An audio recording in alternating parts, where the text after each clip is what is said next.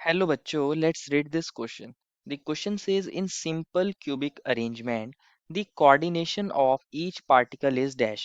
बच्चों इस क्वेश्चन में हमसे पूछा गया है कि हमारे पास अगर सिंपल क्यूबिक अरेंजमेंट होता है तो वहाँ हमारे पास कोऑर्डिनेशन नंबर क्या होता है। तो फर्स्ट ऑफ ऑल बात करते हैं इस क्वेश्चन में हमारे की कंसेप्ट के बारे में। अगर हम बात करें हमारे की कंसेप्ट की तो वो होगा हमारे पास कोऑर्डिनेशन नंबर। बच्चों जितना हमारा कोऑर्डिनेशन नंबर होगा वही तो हमारा कोऑर्डिनेशन होगा पार्टिकल का। तो हमारा कोऑर्डिनेशन नंबर क्या है इस क्वेश्चन में बात करते हैं। कोऑर्डिनेशन नंबर क्या होता है बच्चों, हमारे पास नंबर ऑफ नियरेस्ट नेबर, कि हमारे पास नियरेस्ट नेबर कितने हैं उसी को बोलते हैं कोऑर्डिनेशन नंबर। उसी को क्या बोलते हैं बच्चों हम, कोऑर्डिनेशन नंबर, कि हमारे पास नंबर ऑफ नियरेस्ट नेबर कितने हैं, हमारे किसी पार्टिकल के नियरेस्ट कितने पार्टिकल्स हैं उसी को क्या बोलते हैं बच्चों हम, कोऑर्डिनेशन नंबर बोलते हैं। तो फर्स्ट ऑफ ऑल अगर हमें क्या करना है, सिंपल क्यूबिक के अंदर कोऑर्डिनेशन नंबर निकालना है तो हमें सिंपल क्यूबिक पता होना चाहिए कैसा होता है। तो हम समझते हैं हमारे सिंपल क्यूबिक को। बच्चों जो हमारे पास सिंपल क्यूबिक होता है उसके अंदर जो हमारे पार्टिकल्स होते हैं वो कहाँ पर होते हैं, हमारे कॉर्नर्स पर होते हैं। पार्टिकल्स सिर्फ कॉर्नर्स पर ही होते हैं, पार्टिकल्स कहाँ पे होंगे, सिर्फ कॉर्नर्स पर होंगे। तो मान लीजिए मेरे पास एक क्यूब है, इसके अंदर बच्चों ये एक पार्टिकल होगा, एक पार्टिकल यहाँ होगा, एक पार्टिकल यहाँ होगा, एक पार्टिकल यहाँ होगा। ये हमारे पास एक यूनिट सेल है। चार पार्टिकल्स इसी तरह चार नीचे वाले कॉर्नर्स पर होंगे। तो ये कॉर्नर्स पर पार्टिकल होते हैं। अगर मैं इसकी लेंथ को ए मान लूँ, एज लेंथ को ए मान लूँ, तो इसके अंदर बच्चों अगर आप देखोगे, अगर आप इसके अंदर देखोगे बच्चों, ये वाला जो हमारी पास एज है, ये वाली जो एज है ये ए है। और जो अगर आप देखोगे बच्चों, अगर मैं इस पार्टिकल को वन नाम दे दूं, इसको टू दे दूं, तो वन और टू कितने डिस्टेंस पर हैं, ए डिस्टेंस पर है। इसी इसी तरह सिमिलरली ये थर्ड पार्टिकल है हमारा, तो वन एंड थ्री भी हमारे कितने डिस्टेंस पर है, ए डिस्टेंस पर है। तो ये इसके नियरेस्ट है। नीचे वाला जो हमारा ये फोर्थ पार्टिकल है ये भी ए डिस्टेंस पर है, क्योंकि सारी साइड इक्वल होती है क्यूब की। तो ये भी इसका क्या है, नियरेस्ट है। ये भी इसका नियरेस्ट है। लेकिन जो हमारे पास ये बिल्कुल सामने लय कर रहा है बच्चों, ये हमारे पास फेस डायगोनल का जो डिस्टेंस होता है वो रूट टू ए होता है। तो ये नियरेस्ट नहीं है, ए छोटा है, रूट टू ए बड़ा है।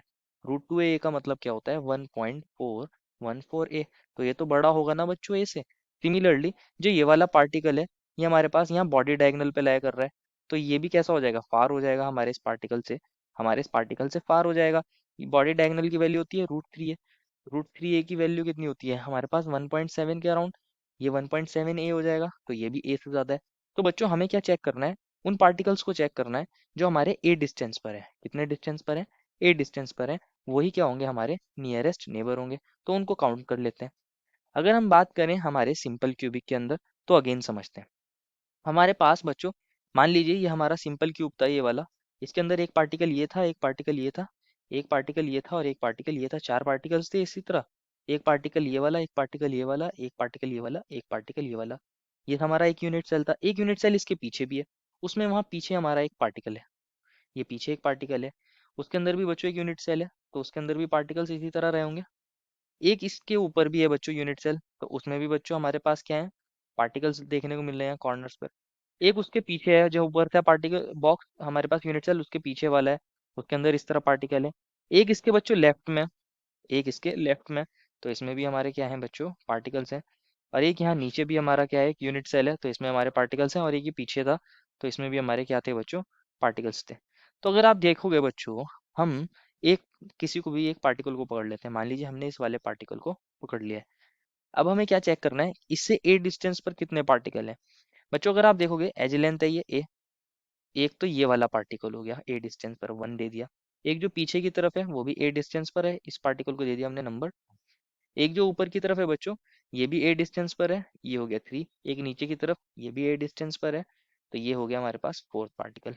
एक ये हमारे पास राइट में देखोगे बच्चों, ये भी ए डिस्टेंस पर है, तो ये हो गया हमारे पास फिफ्थ पार्टिकल। और एक अगर देखोगे बच्चों, ये भी ए डिस्टेंस पर है, तो ये हो गया हमारे पास six particle. Total six particle इसके नियरेस्ट है। कितने पार्टिकल्स, सिक्स पार्टिकल्स इसके नियरेस्ट हैं। तो हमसे अगर कोई पूछ ले कि इसका कोऑर्डिनेशन नंबर क्या हो जाएगा, इसका कोऑर्डिनेशन नंबर क्या हो जाएगा बच्चों, का कोऑर्डिनेशन नंबर हमारा सिक्स हो जाएगा किसी भी पार्टिकल का। हमसे यही पूछा गया था कोऑर्डिनेशन क्या होता है किसी पार्टिकल का, सिक्स होता है। therefore final answer is in simple cubic arrangement the coordination number of each particle is 6. I hope you understood it well and best of luck.